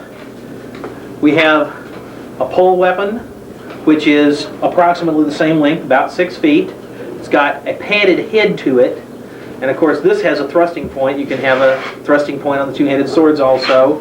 And then you have the typical hand-and-a-half sword. Now all of these will have similar principles of attack, but the specific details, of course, when you're using this weapon are going to be different, and the things that make people good at any specific weapon, such as a polearm or a great sword, will also be different. But as a beginning sword and shield fighter, you'll have to defend against a lot of the very same things. So I'm going to take the pole weapon here, since it has a nice big head that's easy to see, and I'm going to show you how that you are likely to be attacked. Okay? A poleman's stance will be one of two ways. They'll either hold the pole up high with their grip split fairly far apart, or perhaps down close if they're trying to fight from a melee line at a range. You might see one holding it with the head low. Okay? With the head high, there's two basic attacks that you have to worry about. When you see the head high like this, every attack comes downward at you. It will come down like this, or it will come down like this at your leg. So, space is a little cramped here, I can't get full extension, but even it'll come down at your back leg. So the thing that you have to worry about with this is it's going to come down and you don't know where, but you're pretty sure it's going to hit you somewhere on this side. So you have to be ready to defend that side. A lot of times that happens by pulling the shield over and the sword up to sort of completely block that side. But if you do that too much, you run the risk of opening up the other side, because the second most common form of kill that a poleman will get on you, go ahead and go back to your defense, is they'll come down and, go ahead and block, they'll come down, and when you defend, they'll come back up into the back of your head, so that if you come forward in that all of one side block, you're asking them to hit you in the back of the head. Okay? So, you got to watch for a back edge sweep. They'll swing past you and then step and come in to either the back of your head or perhaps to the leg. But they're already on that side. You just have to be aware that just because the polearm's over here, it doesn't mean that they missed you. Let's turn around and show them that from this angle. Okay? When the polearm sweeps past and comes back, as you can see, you get a fairly clean shot at the back of the head over the back corner of the shield. So you've got to be aware of that. It goes past and can come in at the back of your leg. Okay? All right, one of the most deceptive and effective attacks that a poleman can use on you, and you won't see it very much with a great sword or even a hand-and-a-half sword, is when you sweep in a circle and hit the opponent. Now, the sword and shieldman guarding thinks that I'm either sweeping at his head or at his leg, and instead, when the shield comes across, I come around and back into his head. As a shieldman, you've got to watch it, because there are people that will do it very smoothly, very naturally, and they'll make it look like, oh, I missed, oh well, and kill you dead. So please remember, watch the polearm at all times, and don't let yourself get suckered. Okay? Now, as far as closing on a pole weapon goes, you can turn around this way. When a poleman is up here, he's cocked and ready to swing. And as I said, the part of the power of the attack is that at least the beginning motion is pulling the head forward and down, whether you lift and hit at the head, or whether you pull down and hit at the leg, or step sideways and hit at the body, or whatever like that. So that you want to know when it is they're going to swing and approximately where they're going to swing it. Now if you see it over here and they aren't doing one of these circular swings, then you can catch them and step into the swing. Typically, with a long weapon fighter, if they're in their range and not yours, they will typically just settle their balance. They'll settle in a little bit to plant, to push, to take a step, or whatever they're going to do for an attack. But you want to watch and see when they settle down and close, and always attack the pole.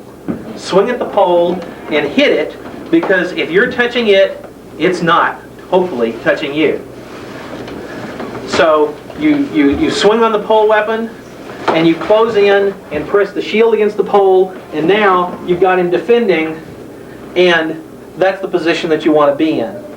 Okay? Be very careful if you have to disengage, because if you back up, you are vulnerable to a long weapon that can still throw shots even when you are out of your own weapon range. So don't stop backing up until you are out of this range, not your range.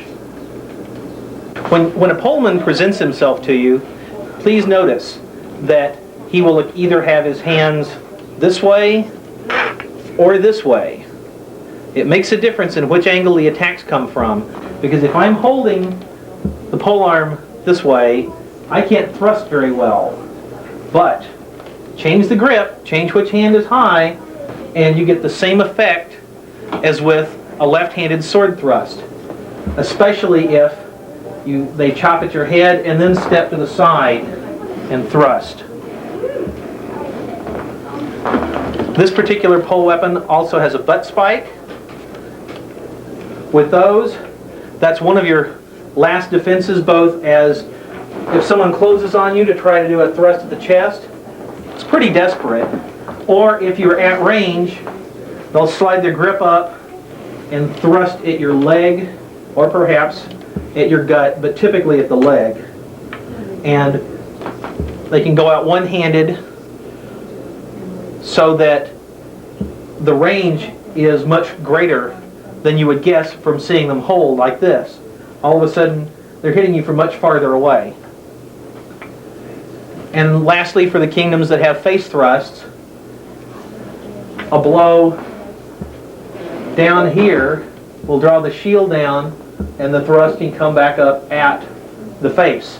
So you always have to beware of any two-handed weapon with a thrusting point for them to somehow deceive you and come in at your face. Or even with a butt spike. Although usually a marshal will stop if you take a sweep like this. They think you're about to try to drive someone into the ground. All right, now when you're on the other side and you're trying to attack with the shield, first you of course have to be able to close in on your opponent, and once again pay attention to where the position of the hands are. If the hands are like this, if the pole arm is on this over the shoulder, that's the same side as your sword, that's when he's vulnerable to attacks on this side, because he has to push across his body instead of make a slight sweep to the side to do the block. He has to travel farther, and that lets you use the leverage of your shield to attack, press, and hit the arm, attack, press, thrust the body, or attack, perhaps press, and thrust under here. I'm clearing the shield away so you can see what I'm doing. Or even thrust at the face. Because when you're ready and thrust at someone's face, they have to keep their defense a little bit more centered, and he's not quite so threatening to the outside of your own defense.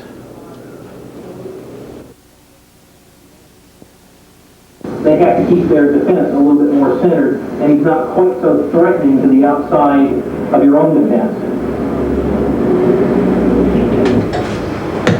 Well, Baron Amaranth, that's the tape so far. Is there anything you think we might have forgotten? Well, I think it's very good. I would concentrate a little bit more on left-handers, because often if you're in a region where there is nobody who fights left-handed and then suddenly you're up against one, you are thrown off and don't know how to respond. Often this just revolves, the way I do it is normally to tilt my body a little bit more to the right, which gives you more shield off to cover this side of the body. Left-handers are often very good at left-handed wrap shots, which come in at an extreme angle. And so you have to be able to sword block this way. This also enables you to hit like this up over top, which the angle of their shield covers that section, that angle, and you just go right over top of it, and that's a very effective shot. Now that reminds me, as far as keeping things open, one thing we probably should have mentioned a little bit more is keeping the elbows in close to the body for both the shield arm and the sword arm. Not only does this take weight off of your hands, if you try to hold a shield out here all day, it gets tiring very quickly. If you keep it into your body, it supports the weight better, and it keeps you from getting hit under here. With the sword arm, holding the elbow out creates your elbow a target as well as exposing your arm. So it's a good idea to get used to keeping your arms in, almost in a boxer's stance. Right.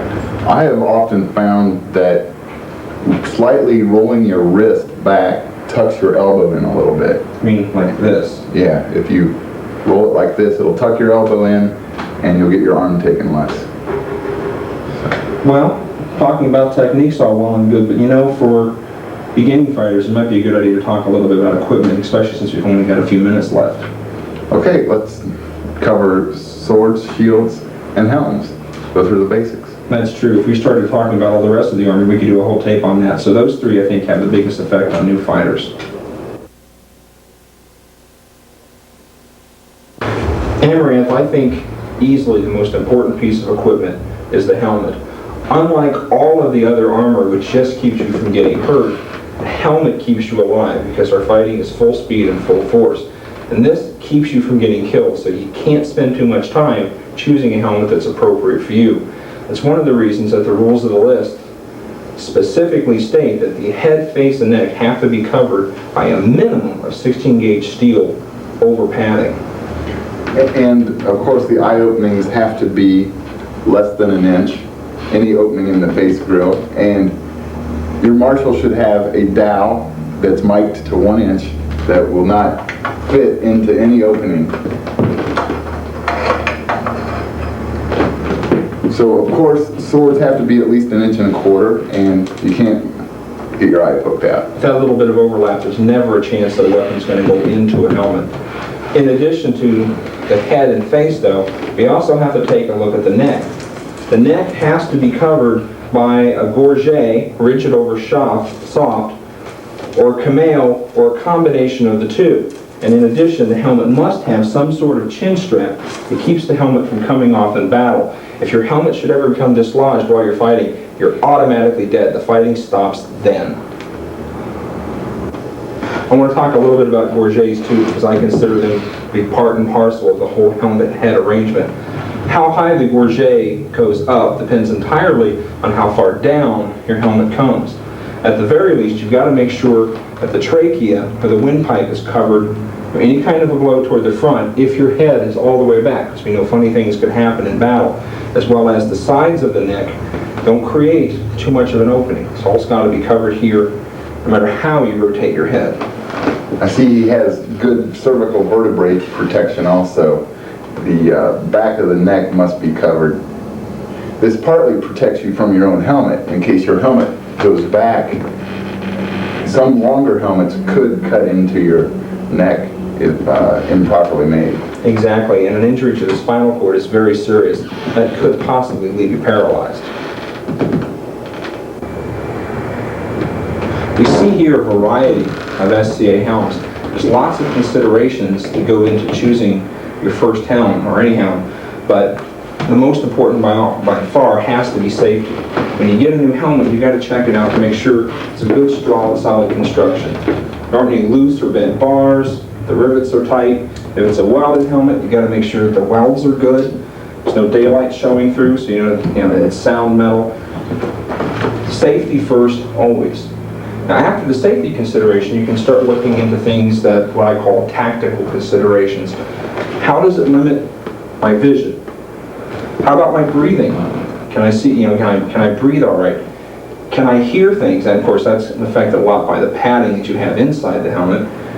Do I want to have a movable visor so that I can get something to drink, so I can pop my helmet to get some air and breaks in the fighting?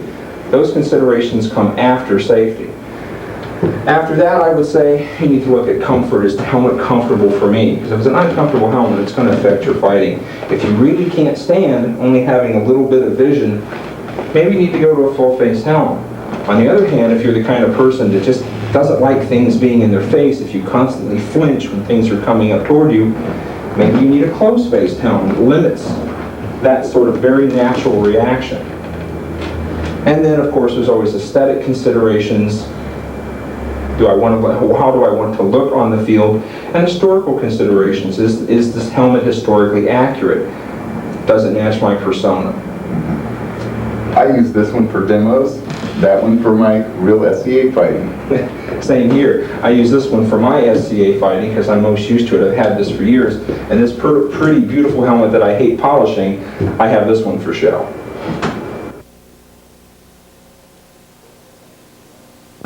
There are a wide variety of shapes and sizes of shields you can use. In this region of the country, we're in the mid-realm, we predominantly use heater shields. And that's what we happen to have, so that's what we will concentrate explaining today. It might be a good idea for you to get a feel for what is most common in your region. In some places, using what we would consider war shields is common in tournaments.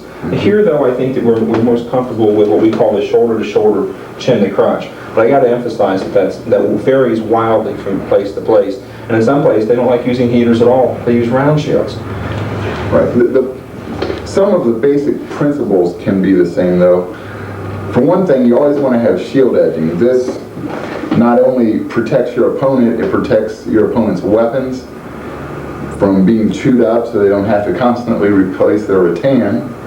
And it also protects you in case you get bash and your shield goes into yourself. I prefer on my shields a rigid handle. It gives you more control. If you want to twist the shield one way or the other, you can do so. When you make a shield,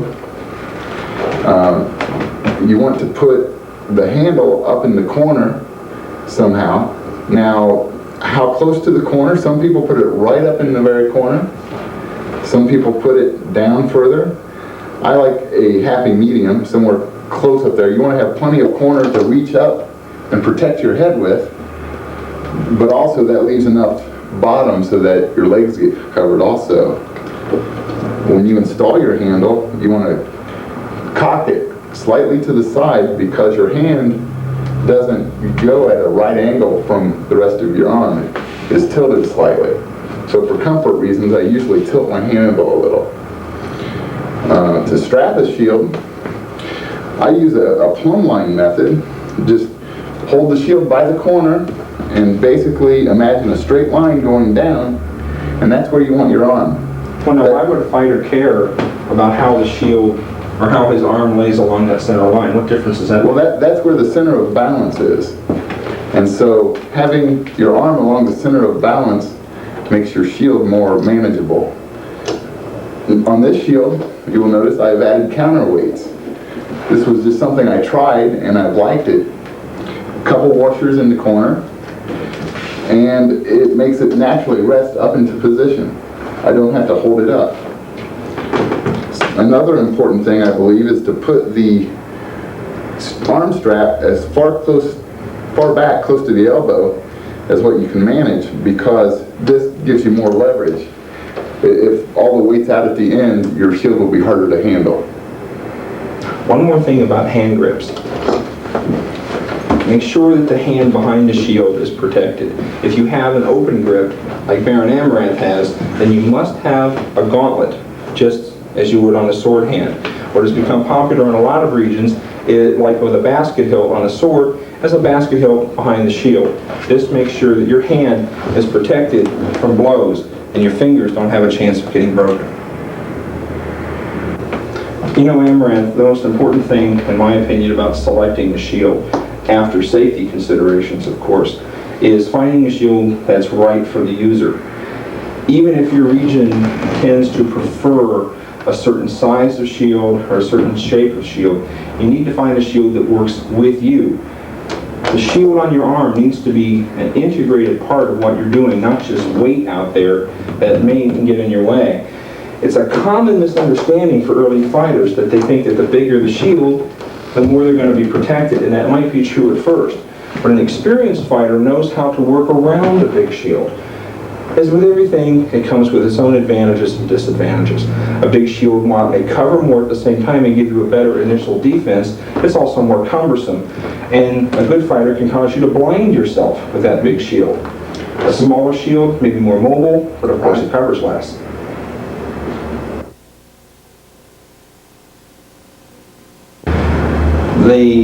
The next piece of equipment that is most important to a beginning fighter is their sword.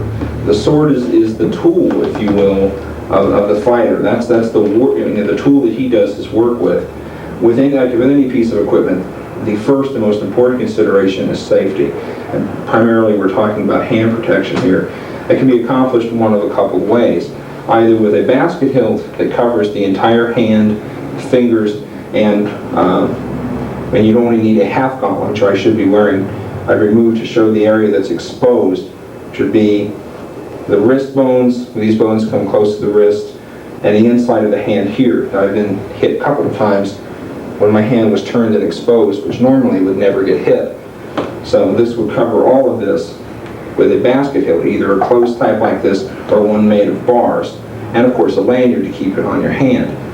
The next most common kind of sword is the cruciform sword with a simple cross piece that'll catch blows like this, but the shots that come into the hand, you need something else. And if you're going to have a sword like this, which is arguably maybe a little bit faster than the heavy basket hilt, you have to have something on your hand, in this case a full metal gauntlet. The same standard applies. The fingers and the bones of the wrist must be protected from any kind of a blow. These bones are easily broken. You can't take too much protection with them. Aside from hand protection, weight and balance and length are important considerations when you select a weapon. Your length of your weapon will largely depend on what type of style you want to have when you fight, or what works best for you. Well, why would I, for example, have a longer sword than yours? Well, somebody with a longer sword can stand out at distance. If you like to stay out at distance, you can make shots where you're at extreme range and back out. And these tend to be just single shots that you're not going to throw many of. And so a longer sword, which does not recover as quickly, can be used. And many people are very effective with those types of shots. So a longer sword is for someone who prefers standing at a distance and taking point-accurate targets. Okay, what about a shorter sword? A shorter sword is for somebody who likes to get up close and personal in their fighting. Many multiple attacks. If I can get inside your point, I have the advantage of being able to swing and respond faster. And so I can make multiple shots, hopefully quicker than you can respond with a longer sword. So a shorter sword will move much quicker generally than a long sword. That's true. Well, what about balance you mentioned? Well, balance is something that affects how quickly you can recover with your weapon. Something with more tip weight will have more impact when it hits, but you won't be able to recover as quickly. A pommel weight can be used to achieve balance. Oftentimes basket hilts are heavy enough in themselves that they give you a nice balance to a weapon. Typically, you want the weapon to balance right in front of the basket hilt or crosspiece somewhere. And that will give you a nice sword that you can function effectively with. Like with anything, it's a trade-off. If you fix your sword that it balances down in your hand, as some people prefer, it makes the sword very quick and it turns very fast, but it doesn't always hit with as much force. If you balance the sword the way Amaranth and I prefer, where it's a little bit blade heavy, sword is a little bit slower, but it also hits much more convincingly. Making a sword that's right for you is really an art form, and there are hundreds of ways of doing it. So I think I'm only going to talk about a simple, generic way of shaping a sword that's right for you. When you're dealing with the raw rattan, the first thing you want to do is shave it down so that you get distinct flat sides on one side or the other. This not only lightens the sword, but it also gives a good visual reference of where the edge is, in addition to the tape markings that you're supposed to have. Some people prefer to leave it round, especially if they've got a little bit thinner rattan, because it makes the rattan last longer. And that may be important if you don't have a good rattan supply, but if you do have some, it's always better to shave it a bit. The sword moves much quicker, I think, and it looks more like a sword. Shaving the hand grips is very much a matter of personal preference. I prefer to have mine shaved down pretty good so that even inside a thick glove, I know which way the sword is facing. I also think it gives me a better grip. But that's also just a matter of personal preference. Once you've shaved down the sides to get distinctive sides and you've shaped the hand grip the way you want it, I strongly recommend, and in some places this is required, to round the edge of the striking tip. Not only does this make it less painful when that sharp corner strikes your opponent, it's surprising enough it makes the rattan last longer. Also, to make the rattan last longer, and this is strongly recommended, is to spiral wrap the rattan with strapping tape or glass filament tape. It adds a little bit of weight, but a very tight spiral will greatly increase the life of the sword, as well as keep the sword from grooming and falling apart so quickly that it becomes dangerous. After you've got the sword shaped to your satisfaction, you've got the underlying layer of filament tape. The last step is to put on the silver duct tape, and I suggest putting it on linearly instead of spiral. It gives it a much smoother, more metallic appearance. And then the last step of all is to mark the edges of the sword with an off-color tape. In this case, I use black to show where the edges are. This is particularly important, like with my sword, that I don't have the flat sides because my rattan was pretty small to begin with. So it's doubly important that for my opponent, for mine, and for the marshal's use, to find out where the edges are on the sword.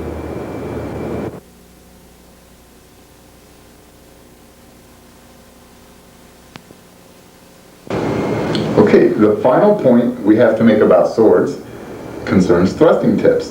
A thrusting tip is necessary if you want to be able to poke with your weapon, but it also is something that you may or may not want to add depending upon your style. Now, it will make your sword tip heavy and a little unwieldy, but it gives you many more options for attack. When you make a thrusting tip, it has to be at least 2 inches across and have an inch of progressive give. Now, what do you mean by progressive give? Well, it can't just be cushy. You have to be able to push on it and have it go down an inch. All the way to the rattan? No, you should not bottom out on rattan. That's an important point. And it should be stiff enough that it cannot fold over to the side and expose the rattan. This is a very good thrusting tip because it has some rigidity to keep it from bending over, but it also has some give so that your opponent won't be hurt. Thrusting tips are very tricky to make so that they will stay on your sword and not just go flying off at a moment's notice, but also will be safe for your opponent, that you can hit them and they won't complain. Well, by now you're probably eager to get out fighting, but before you do, I'd just like to thank the crew, Viscountess Katharina, our producer and director, our technical director, Sergeant Robert of Griffinholm, called Rod, and our ever-patient demonstrator model, Sergeant Medralt Bjorkwig. On behalf of the entire crew and cast, we thank you for watching. Be chivalrous, have fun, and be safe. See you on the list field.